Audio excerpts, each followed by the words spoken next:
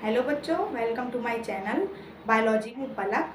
कल हमने एक बहुत ही सुंदर सा चैप्टर स्टार्ट किया था, cell the unit of life, जो कि बायोलॉजी का एक बेस बनाता है।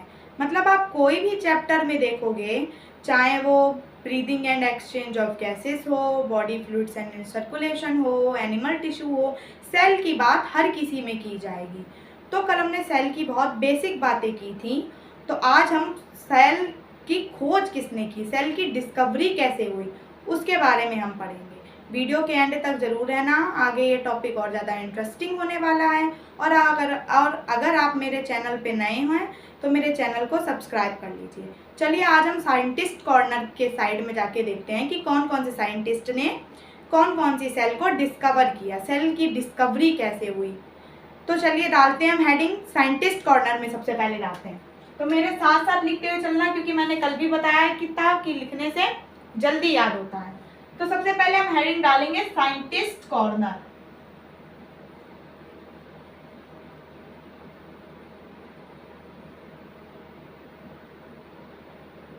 और आज का हमारा टॉपिक क्या होने वाला है, आज हम साइंटिस्ट के बारे में पढ़ेंगे जो कि एनसीईआरटी में गिवन है। सिर्फ उतना ही पढ़ेंगे जो एनसीईआरटी ने दिया है। और उसके बाद हम एक प्रोकैरियोट सेल को बना के देखेंगे।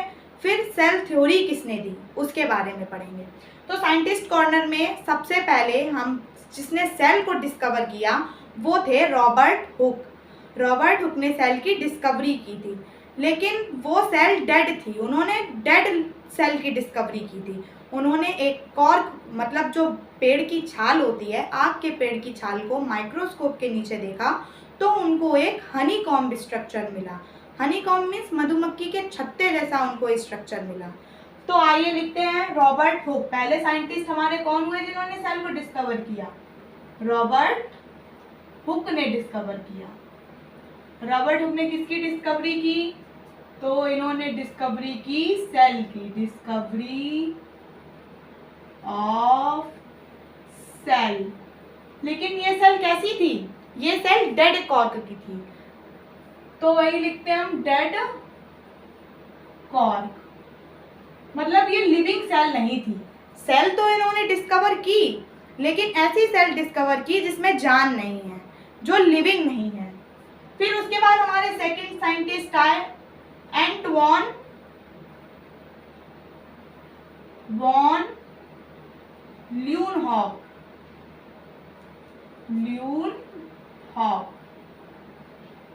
ये हमारे दूसरे साइंटिस्ट आए। इन्होंने लिविंग सेल को देखा। इन्होंने ऐसी सेल डिस्कवर की जो कि जिंदा थी, जो कि लिविंग थी, जिसमें जीवन था। तो इन्होंने डिस्कवरी की लिविंग सेल की। फिर हमारे थर्ड साइंटिस्ट आए रॉबर्ट ब्राउन। रॉबर्ट ब्राउन ने क्या डिस्कवर किया? इन्होंने सेल के अंदर न्यूक्लियस की डिस्कवरी की। कल हमने पढ़ा था ना, न्यूक्लियस क्या होता है? न्यूक्लियस जो कि ब्रेन की जितनी भी एक्टिविटीज होती हैं उन पर कंट्रोल रखता है। जैसे हम जितनी भी एक्टिविटी करते हैं हम पर कौन कंट्रोल रखता है? ब्रेन। तो इसीलिए हमने न्यूक्लियस को क्या बोला था? Brain of the cell. Cell का ब्रेन बोला था, क्योंकि जितनी भी एक्टिविटी सेल करता है उन पर कंट्रोल कौन करता है? न्यूक्लियस कंट्रोल करता है। तो रॉबर्ट ब्राउन ने न्यूक्लियस की खोज की। फिर अब इसमें बहुत कंफ्यूजन होती कि रॉबर्ट हुक और रॉबर्ट ब्राउन, क्योंकि नाम तो सेम है, रॉबर्ट हुक ब्राउन। अब मैंने कैसे याद किया था? N for nucleus. तो रॉबर्ट ब्राउन आ जाए मतलब लास्ट में एन आया है तो न्यूक्लियस की खोज की। रॉबर्ट हुक आ जाए तो इन्होंने सेल की खोज की। फिर उसके बाद इलेक्ट्रॉनिक माइक्रोस्कोप की खोज हुई। इलेक्ट्रॉनिक माइक्रोस्कोप की खोज हुई। इलेक्ट्रॉनिक माइक्रोस्कोप की खोज हुई 1905 में। तो जब इलेक्ट्रॉनिक माइक्रोस्कोप की खोज हो गई तो इसमें हमको क्या पता चला कि सेल के अंदर कंपोनेंट क्या होते हैं। सेल का सबसे स्मॉलेस्ट यूनिट राइबोसोम भी हमको पता चल गया, सेल मेम्ब्रेन भी हमको दिख गई। तो इलेक्ट्रॉनिक माइक्रोस्कोप जब 1905 में आया तो हमने सेल्स देखी, सेल लाइक स्ट्रक्चर्स देखे। राइबोसोम देखा,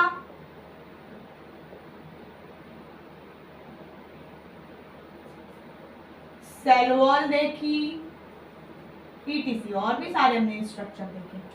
अब फिर से एक बार देखिए साइंटिस्ट कॉर्नर में हमारे कौन कौन से साइंटिस्ट हुए जिन्होंने सेल की खोज की। सबसे पहले रॉबर्ट ब्राउन, इन्होंने सेल तो डिस्कवर कर लिया था, लेकिन इन्होंने जो सेल डिस्कवर किया था वो कैसा था, नॉन लिविंग था, डेड था। सेकंड है एंटवन ल्यूनहॉक, इन्होंने जो सेल डिस्कवर किया वो लिविंग था, जिसमें जीवन था। फिर थर्ड है रॉबर्ट ब्राउन, रॉबर्ट ब्राउन ने न्यूक्लियस डिस्कवर किया। अब इसको कैसे याद रखना है, ब्राउन मतलब लास्ट में एन आया, एन फॉर न्यूक्लियस। फिर इलेक्ट्रॉनिक माइक्रोस्कोप की डिस्कवरी हुई 1905 में, और इलेक्ट्रॉनिक माइक्रोस्कोप से हमको सेल लाइक स्ट्रक्चर दिखे, उसके अंदर हम जो सबसे स्मॉलेस्ट यूनिट होता है सेल का, राइबोसोम दिखा, सेल वॉल दिखी, और भी सारे सेल कंपोनेंट दिखे। अब इसके बाद हम पढ़ते हैं सेल थ्योरी, कि सेल के बारे में बताया किसने। ये जो हम इतनी थ्योरी पढ़ रहे हैं, जो हम आगे चैप्टर में सेल के बारे में पढ़ने वाले हैं, वो हमको दिया किसने। तो सेल थ्योरी हमको दी दो साइंटिस्ट ने, एक थे स्क्लीडन और दूसरे थे श्वान। तो 1838 में स्क्लीडन ने, जो कि कौन थे, जर्मन के बॉटनिस्ट थे, कि कहाँ के थे, जर्मन के बॉटनिस्ट थे।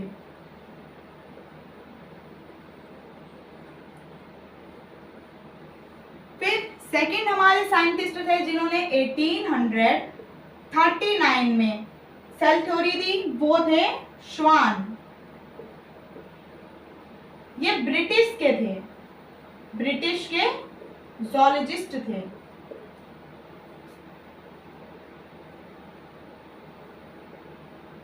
अब फिर से देखिए इनके नाम से क्या पता चल रहा है, स्क्लीडन बॉटनिस्ट थे, श्वान ज़ूलॉजिस्ट थे। तो ज़ूलॉजिस्ट थे इसका मतलब इन्होंने एनिमल सेल की डिस्कवरी की, बॉटनिस्ट थे इसका मतलब इन्होंने प्लांट सेल के बारे में देखा। तो इन्होंने क्या देखा, इन्होंने प्लांट सेल को लिया है, exclaimed a plant and observe that all plants are made up of cell and different tissues।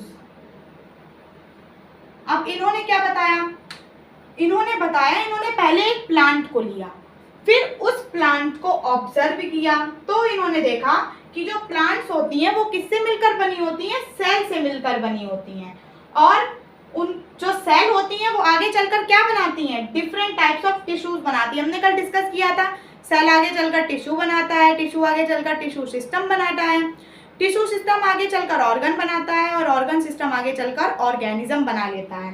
तो इन्होंने प्लांट सेल को लिया, इन्होंने एक प्लांट को लिया, उसको ऑब्जर्व किया कि जो प्लांट्स होते हैं वो सेल के मिलकर बने होते हैं और उनमें डिफरेंट टाइप्स ऑफ टिश्यूज होते हैं। अब इसके बाद इन्होंने एनिमल सेल को लिया, सबसे पहले इन्होंने एनिमल सेल को लिया, सबसे पहले इन्होंने एनिमल सेल को लिया और इन्होंने बताया animal cell is surrounded by, animal cell is surrounded by a plasma membrane, जो कि हमने कल पढ़ा भी था इसके बारे में थोड़ा, कि प्लाज्मा मेम्ब्रेन क्या होती है। सारे लिविंग ऑर्गेनिज्म का कैरेक्टरिस्टिक मतलब यूनिवर्सल फीचर क्या होता है, प्लाज्मा मेम्ब्रेन। प्लांट सेल हो चाहे एनिमल सेल हो, प्लाज्मा मेम्ब्रेन होगी। वहीं प्लांट सेल में सेल वॉल भी होगी, लेकिन एनिमल सेल में सेल वॉल नहीं होगी। फिर इन्होंने एक प्लांट सेल को लिया, मतलब ये ज़ूलॉजिस्ट थे, इन्होंने एनिमल सेल को भी लिया और फिर एक प्लांट सेल को लिया। जब इन्होंने प्लांट सेल को लिया तो देखो इन्होंने क्या देखा, इन्होंने बताया plant cell is surrounded by a cell wall. इन्होंने बताया कि जब इन्होंने एनिमल सेल दिया तो कहा एनिमल सेल के बाहर तो प्लाज्मा मेम्ब्रेन दिख रही है, लेकिन प्लांट सेल के बाहर इनको एक और मेम्ब्रेन दिखी जिसको इन्होंने बोला सेल वॉल। मतलब एनिमल सेल प्लांट सेल से अलग है, क्योंकि एनिमल सेल में इन्होंने पहले देखा तो सिर्फ इनको प्लाज्मा मेम्ब्रेन दिखी, फिर जब इन्होंने प्लांट सेल में देखा तो इनको बाहर सेल वॉल भी दिखी, एक और सेल वॉल, प्लाज्मा मेम्ब्रेन के बाहर एक और मेम्ब्रेन दिखी। फिर उसके बाद स्क्लीडन और स्वान दोनों मिल गए, इन्होंने कहा चलो हम दोनों मिलकर एक थ्योरी बनाते हैं। तो जब स्क्लीडन और स्वान मिले तो इन्होंने बताया, इरेज कर देते हैं इसको, आप लोग मेरे साथ साथ नोट करते हुए चलना, हम बार बार यही कह रहे हैं कि लिखने से जल्दी याद होता है।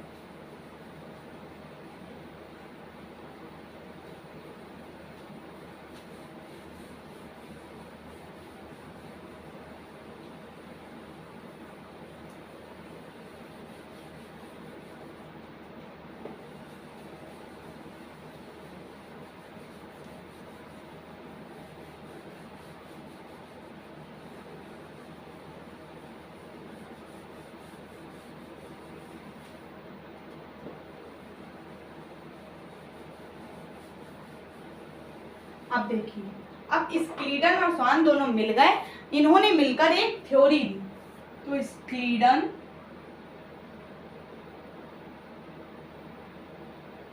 प्लस स्वान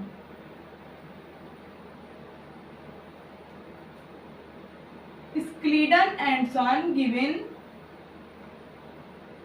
अ थ्योरी। इन्होंने सेल थ्योरी तो दे दी, लेकिन इन्होंने क्या नहीं बताया, इन्होंने ये नहीं बताया कि जो सेल्स होती हैं, नई सेल कैसे बनती हैं। तो इन्होंने क्या नहीं बताया, but they did not explain, but they did not explain that how new cells are formed।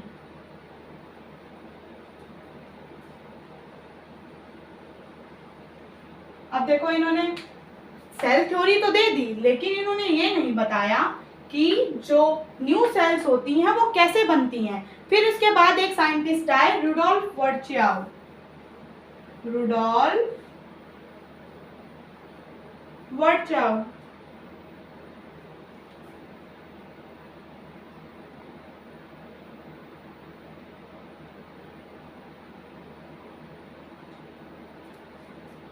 फिर इसके बाद एक साइंटिस्ट आए, रुडोल्फ वर्च्याव।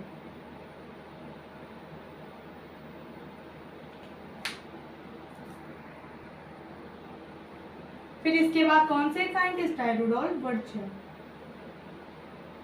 1859 में रुडोल्फ वर्च्याव आए 1859 में। चलिए दोबारा देखिए, स्क्लीडन और स्वान ने मिलकर सेल थ्योरी दी, लेकिन इन्होंने ये नहीं बताया कि नई सेल्स कैसे बनती हैं। उसके बाद एक साइंटिस्ट है, रुडोल्फ वर्च्याव, 1859 में इन्होंने दिया ओमनिस सेल्यूला ई सेल्यूला।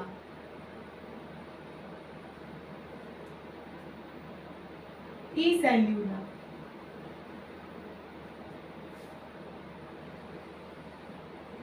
और इन्होंने कहा all new cells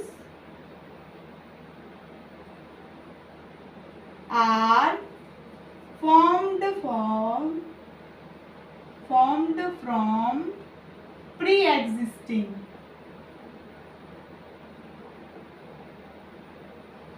इन्होंने ये कहा जितनी भी नई सेल्स होती हैं वो एक दूसरे को मार कर ही बनती हैं। मतलब एक सेल दूसरे सेल को खा लेगी तो सेल मर जाएगी, दूसरी तो नई सेल बन जाएगी। तो इन्होंने कहा all new cells are formed from pre existing. जितनी भी पुरानी सेल होती हैं वो मर जाती हैं और जो नई सेल्स होती हैं वही उनको खा लेती हैं। अब इसके बाद हमारी सेल थ्योरी कंप्लीट हो गई। यहाँ पर अब हमको प्रॉपर सेल थ्योरी मिली है। अब इसके बाद हम पढ़ेंगे टाइप सेल। इसके बाद हम पढ़ेंगे टाइप सेल। अब टाइप सेल क्या होती है? टाइप सेल ऐसी सेल होती है जो हमको नॉर्मली मिल जाए, आसानी से मिल जाए। तो साइंटिस्ट ने कौन कौन सी सेल्स पर रिसर्च की? तो उन्होंने टाइप सेल ली जो हमको आसानी से मिल जाए। टाइप सेल में उन्होंने प्लांट में ली ऑनियन पील सेल, प्याज का छिलका तो उनको आसानी से मिल जाता है ना, तो प्लांट सेल में उन्होंने ली ऑनियन पील सेल, और एनिमल सेल में उन्होंने ली ह्यूमन चीक सेल। हमारी चीक का एक छोटा सा सैंपल लेके उसमें उन्होंने एनिमल सेल को देखा, और प्लांट में ऑनियन को लेकर प्लांट सेल को देखा। तो टाइप सेल, सबसे पहले हम सेल का जब ओवरव्यू करेंगे, and overview of a cell,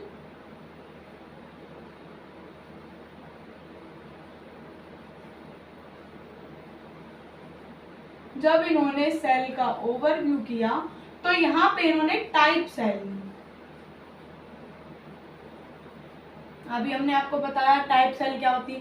तो टाइप सेल में इन्होंने ली ऑनियन पील सेल प्लांट में, तो प्लांट सेल ली, एनिमल सेल ली, प्लांट सेल में इन्होंने ली ऑनियन पील सेल,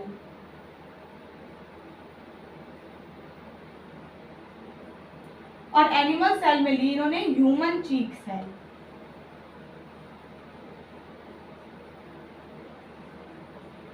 जब इन्होंने प्लांट सेल को ऑब्जर्व किया तो इन्होंने देखा कि इट इज सराउंडेड बाय, हम पहले भी पढ़ चुके हैं, it is surrounded by cell wall, और इसके बाहर सेल वॉल थी, लेकिन इसके बाहर सेल वॉल नहीं थी, इसके बाहर प्लाज्मा मेम्ब्रेन थी। तो इसकी आउटर मोस्ट लेयर इन्होंने क्या बताई? Cell wall.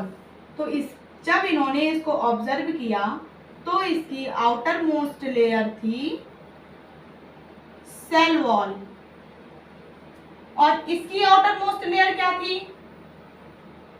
इसकी आउटर मोस्ट लेयर थी प्लाज्मा मेम्ब्रेन। प्लाज्मा मेम्ब्रेन को ही हम सेल मेम्ब्रेन भी बोलते हैं।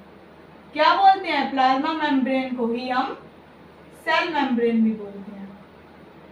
अब इनमें डिफरेंस बहुत पूछा जाता है कि प्लांट सेल और एनिमल सेल में डिफरेंस बताइए। तो बहुत सिंपल सी बात है, सिर्फ 4 C याद कर लीजिए। 4 C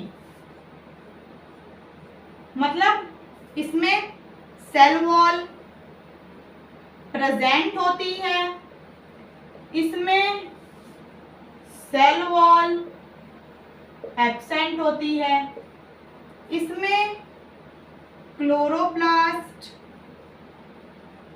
प्रेजेंट होता है, इसमें क्लोरोप्लास्ट एब्सेंट होता है, इसमें सेंट्रल वैक्यूल प्रेजेंट होता है, लेकिन इसमें सेंट्रल वैक्यूल एब्सेंट होता है।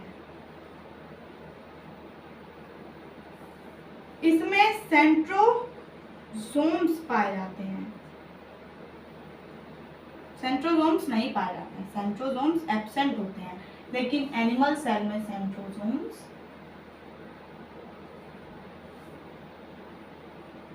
प्रेजेंट होते हैं। तो हमने क्या क्या देखा? जब हमने सेल लिया तो उसमें प्लांट सेल में हमने ऑनियन पील सेल लिया, मतलब प्याज के छिलके की सेल ली, और एनिमल सेल में ह्यूमन चीक सेल लिया, यानी हम लोगों के गाल का सेल लिया। फिर उसके बाद आउटर मोस्ट लेयर जब हमने इसको ऑब्जर्व किया तो आउटर मोस्ट लेयर इसमें सेल वॉल दिख रही थी, इसमें outer most layer plasma membrane दिख रही थी। फिर हमने 4 C याद कर लिए।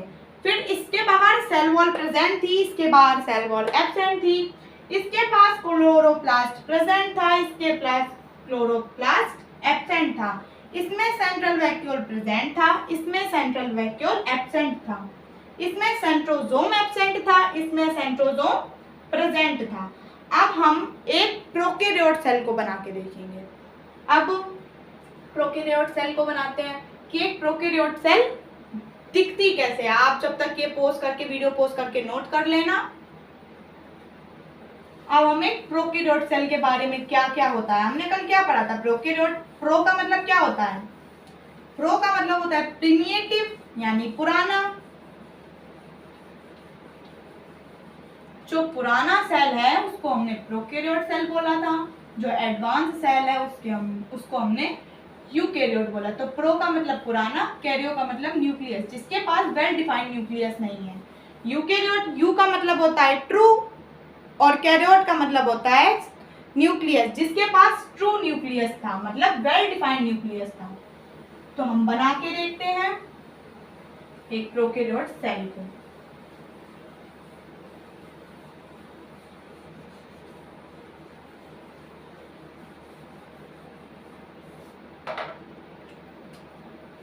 सबसे पहले हम बनाते हैं सेल वॉल, उसके बाद हम बनाते हैं प्लाज्मा मेम्ब्रेन, उसके बाद हम बनाते हैं न्यूक्लियस। न्यूक्लियस के अंदर क्या है? क्रोमोसोम्स। क्रोमोसोम क्या होते हैं? जेनेटिक मटेरियल होता है, हर ऑर्गेनिज्म का जेनेटिक मटेरियल होता है। अब जेनेटिक मटेरियल क्या होता है? उसको अपनी प्रजाति भी तो आगे बढ़ानी है। बैक्टीरिया के पास अगर जेनेटिक मटेरियल नहीं होगा तो बैक्टीरिया रहेंगे नहीं, वायरस के पास नहीं होगा वो भी नहीं रहेंगे, प्लांट के पास नहीं होगा वो भी नहीं रहेंगे। तो इनको अपनी प्रजाति को रखने के लिए इनके पास इनका जेनेटिक मटेरियल होता है, जिसको हम क्रोमोसोम बोलते हैं। क्रोमोसोम डीएनए का कंडेंस पार्ट होता है। अब डीएनए तो इतना लंबा होता है, तो इतना लंबा डीएनए तो आ नहीं जाएगा, तो उसको फोल्ड करके न्यूक्लियस में डाल देते हैं। इसके बाद इसके पास राइबोसोम होता है। तो सबसे पहले ये हमारा क्या है? साइटोप्लाज्म। ये हमारा है साइटोप्लाज्म। अब हमने क्या पढ़ा था? साइटोप्लाज्म को हम सेमी फ्लूइड पार्ट भी बोलते हैं।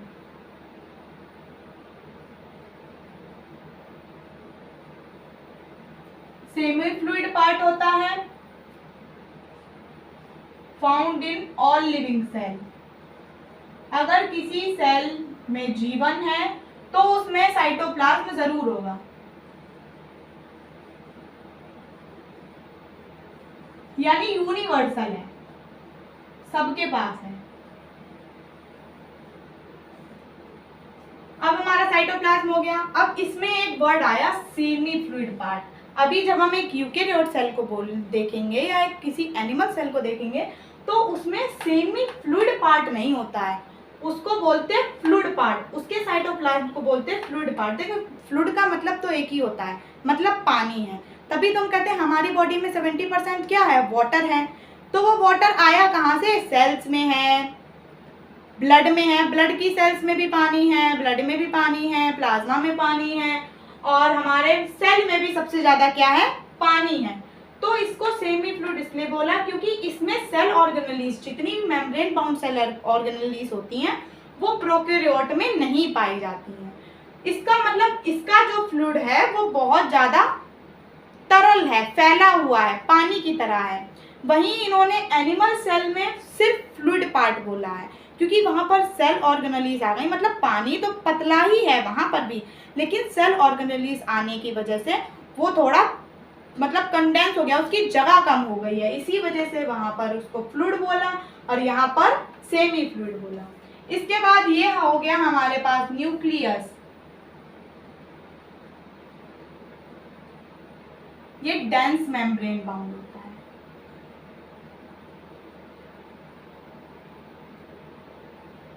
और इसमें क्या पाए जाते हैं? It has chromosomes.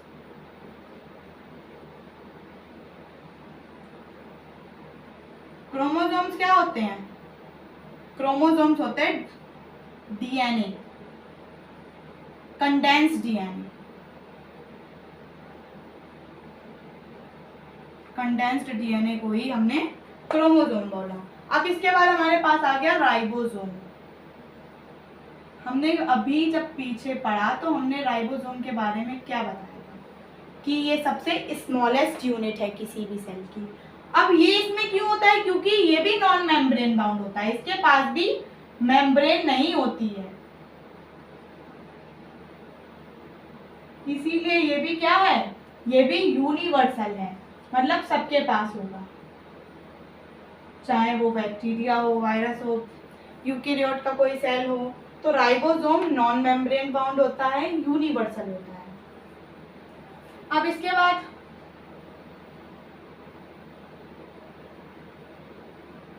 Ribosome non membrane bound है, यूनिवर्सल है।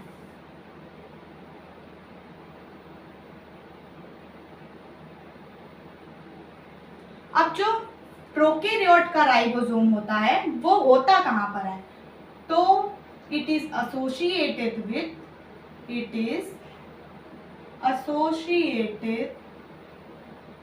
विथ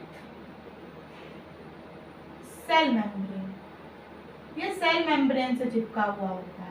वही जब आगे हम यूकेरियोट सेल बनाएंगे तो इसमें ये किसके साथ एसोसिएटेड होता है, ये सेल के अंदर रफ एंडोप्लाज्मिक रेटिकुलम के साथ जब ये इसकी छोटी छोटी, ये बहुत ही छोटा छोटा ऐसा पॉइंट की तरह स्ट्रक्चर होता है, जब ये राइबोसोम एंडोप्लाज्मिक रेटिकुलम के साथ बाइंड कर जाता है तो उसको हम रफ एंडोप्लाज्मिक बोलते हैं, क्योंकि बहुत ही वो खुरदरा सा हो जाता है एंडोप्लाज्मिक रेटिकुलम, और जिसके साथ बाइंड नहीं होता उसको हम स्मूथ एंडोप्लाज्मिक रेटिकुलम बोलते हैं।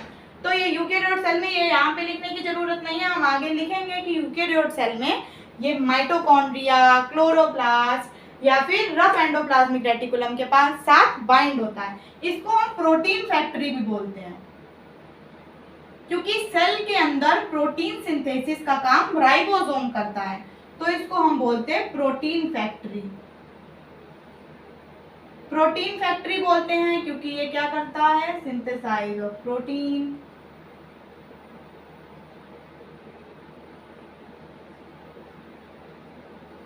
किसकी मदद से करता है, वाया पॉलीजोम।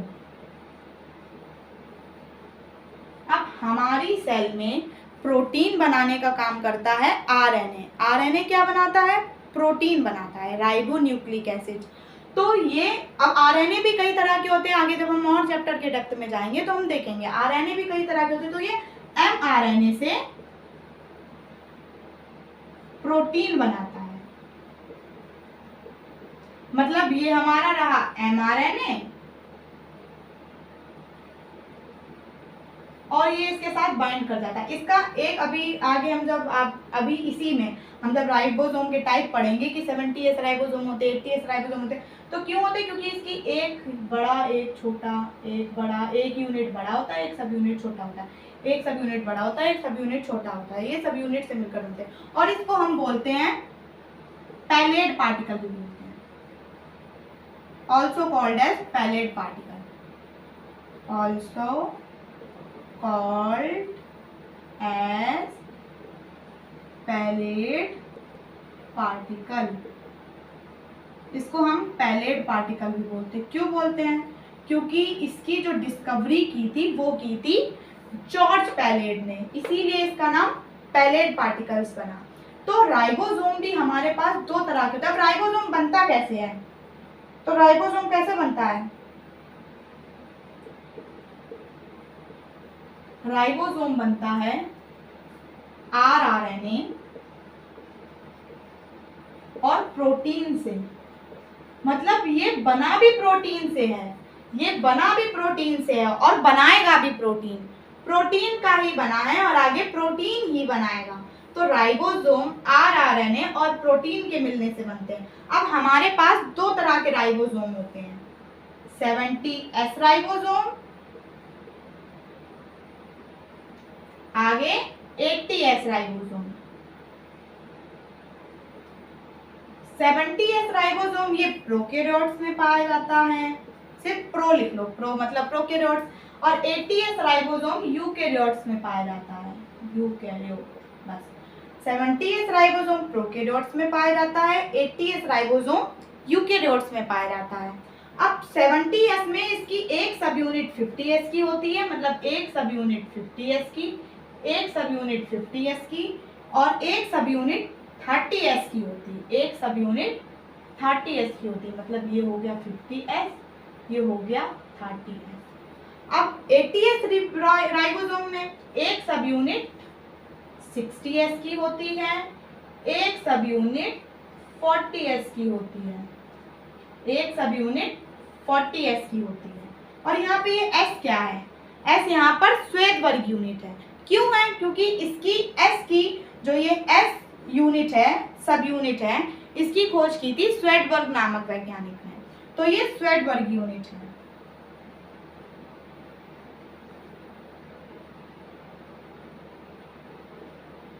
या फिर हम इसको सेडिमेंट कोफिशिएंट भी बोलते हैं, सेडिमेंट कोफिशिएंट। अब आप ये बोलोगे कि 50 और 30 तो 80 होता है, 60 और 40 तो 100 होता है, तो यहाँ पे 50 30 70 कैसे हो गया, 60 40 80 कैसे हो गया? तो ये 70 जो 50 और 30 का हम वेट नहीं लेते हैं, इसका हम इनडायरेक्टली डेंसिटी लेते हैं। मतलब इसका वेट तो 80 होगा, इसका वेट 100 होगा, लेकिन इसकी हम डेंसिटी लेते हैं। देखो यहाँ क्या होता है, जैसे लैब में हमको राइबोसोम पता करने हैं, तो हम क्या करते हैं, मतलब पॉइंट बनाते हैं 10 20 30 40 50 60 70 80 90 100। तो जब हम 50s की यूनिट को 50 पर लाकर डालते, ये हो गया 10, ये हो गया 20, ये हो गया 30, ये हो गया 40 50 60 70 10 20 30 40 50 60 70 80 90 100। 50s की यूनिट को अकेले डाला, 50s पे आ गया। यहाँ पर 30s की यूनिट को अकेले डाला, 30s पे आ गया। लेकिन जब हम इन दोनों को साथ में डालते हैं, 50 और 30 को जब हम कंबाइन करके डालते हैं, तो ये 70 पर ही आके रुक जाता है, इसीलिए इसको 70s बोला। और जब हम सेम इसमें होता है, जब हम 60s की यूनिट को अकेले डालते हैं तो ये 60 पर आके रुकता है, जब हम 40s की यूनिट को अकेले डालते हैं तो ये 40 पे आके रुकता है, लेकिन जब हम इसको कंबाइन करके डालते हैं तो ये 80 पर आके रुकता है, इसीलिए इसको 80s राइबोसोम बोला। मतलब हम इनडायरेक्टली इसकी डेंसिटी लेते हैं, साइज लेते हैं, लेकिन वेट नहीं लेते हैं। तो इनडायरेक्टली हम क्या लेते हैं, इनडायरेक्टली हम इसकी डेंसिटी लेते हैं और साइज लेते हैं, नॉट इंक्लूड वेट, इसका वेट नहीं लेते हैं। फिर देखिए पूरी स्लाइड में हमने क्या क्या कवर किया। सबसे पहले साइटोप्लाज्म सेमी फ्लूइड पार्ट है। सेमी फ्लूइड पार्ट क्यों बोला, क्योंकि ये खाली खाली है, बहुत पतला है, इसके अंदर कोई भी सेल ऑर्गेनेलिस नहीं है। जितने भी लिविंग ऑर्गेनिजम्स होते हैं सब में पाया जाता है, यानी यूनिवर्सल है। फिर सेकंड हमने देखा nucleus. Nucleus brain of the cell, dense membrane bound होता है। इसके अंदर क्या होते हैं, इसके अंदर क्रोमोसोम्स होते हैं जो जेनेटिक मटेरियल आगे इसको रिप्रोड्यूस करने में मदद करते हैं। तो इसके पास क्रोमोसोम्स होते हैं। क्रोमोसोम डीएनए का कंडेंस पार्ट होता है, क्योंकि डीएनए तो इतना बड़ा होता है कि वो न्यूक्लियस के अंदर नहीं आ पाएगा, इसीलिए उसको कंडेंस करके। अब हम अपने अलमारी में कपड़े रखे हैं, हम अपनी अलमारी में सीधे सीधे ऐसे कपड़े डाल दें वो नहीं आएंगे, अगर हम उसको कंडेंस करके ऑर्गेनाइज वे में लगाएंगे तो वो आ जाएंगे। बिल्कुल सेम प्रोसेस इसके साथ भी होता है। फिर हमने पढ़ा ribosome. Ribosome non membrane bound होता है, यानी यूनिवर्सल है, सबके साथ पाया जाएगा। फिर ये किसके साथ एसोसिएटेड होता है, सेल मेम्ब्रेन के साथ। साइटोप्लाज्म में सेल मेम्ब्रेन से लगा हुआ होता है। इसको हमने प्रोटीन फैक्ट्री बोला, क्योंकि ये प्रोटीन की सिंथेसिस करता है। किसके द्वारा, पॉलीसोम के द्वारा। एमआरएनए से प्रोटीन बनाता है। अब एमआरएनए क्या होता है, तो आरएनए हमारी सेल में प्रोटीन सिंथेसिस का काम करता है, और एमआरएनए एक तरह का आरएनए ही है, और इसको हम पैलेट पार्टिकल्स भी बोलते हैं, क्योंकि इसकी डिस्कवरी की थी जॉर्ज पैलेट ने। फिर राइबोसोम, राइबोसोम किससे मिलकर बना हुआ है, आरआरएनए और प्रोटीन से। तो आरआरएनए ये भी एक तरह का, मतलब ये प्रोटीन से मिलकर बना है और ये आगे प्रोटीन ही बनाएगा। राइबोसोम को प्रोटीन फैक्ट्री क्यों बोला, क्योंकि ये सेल के अंदर प्रोटीन बनाता है। फिर राइबोसोम हमारे पास दो तरह के होते हैं, 70s राइबोसोम और 80s राइबोसोम। 70s राइबोसोम एक प्रोकैरियोट सेल में पाया जाता है, 80s राइबोसोम एक यूकैरियोट सेल में पाया जाता है। तो हमने क्या देखा, राइबोसोम हमारे पास दो तरह के होते हैं, 70s राइबोसोम जो कि प्रोकैरियोट सेल में पाए जाते हैं, 80s राइबोसोम यूकैरियोट में पाए जाते हैं। फिर हमने देखा कि जो इसकी एक सब यूनिट 50s से मिलकर बनती है, एक सब यूनिट 30s से मिलकर बनती है। अब आप बोलोगे कि मैम 50 30 तो 80 होता है, आप इसको 70 बता रही हो, तो क्यों होता है? क्योंकि ये इसकी डेंसिटी को, इनडायरेक्टली डेंसिटी और साइज को लेते हैं हम, वेट को नहीं इंक्लूड करते हैं। तो डेंसिटी और जब हम इसके साइज को लेंगे तो जब हम 50 वाली सब यूनिट को 50 के पास डालते हैं ये रुक जाती है 50 पर, 30 वाली सब यूनिट को 30 पर डाल देते हैं ये 30 पर रुक जाती है। लेकिन जब हम इन दोनों को कंबाइन करके डालते हैं तो ये 70 पर रुकती है आके। और सेम केस यहाँ होता है, जब 60s राइबोसोम को हम 60 सब यूनिट को अकेले डालते हैं तब वो 60 पर रुकती है आके। जब हम 40 को डालते हैं तो 40 पर रुकती है, जब कंबाइन करके डालते हैं तो ये 80 पर रुकती है। और इसकी एक सब यूनिट बड़ी होती है, एक सब यूनिट छोटी। सेम केस यूकेरियोट में भी होता है, एक सब यूनिट बड़ी होती है और एक सब यूनिट छोटी होती है। तो हमने क्या क्या देखा, साइटोप्लाज्म क्या होता है, मतलब एक प्रोकैरियोट सेल का ओवरव्यू देखा। तो कोई भी डाउट हो तो मुझे कमेंट सेक्शन में बताना, और मेरे चैनल पर अगर आप नए हो तो सब्सक्राइब कर लेना, वीडियो को लाइक शेयर करना, और पूरे चैप्टर को जितनी भी मैंने स्लाइड पढ़ाई है सबको कल रिवाइज करके आना। इसके बाद फिर हम यहीं से कंटिन्यू करेंगे। Thank you.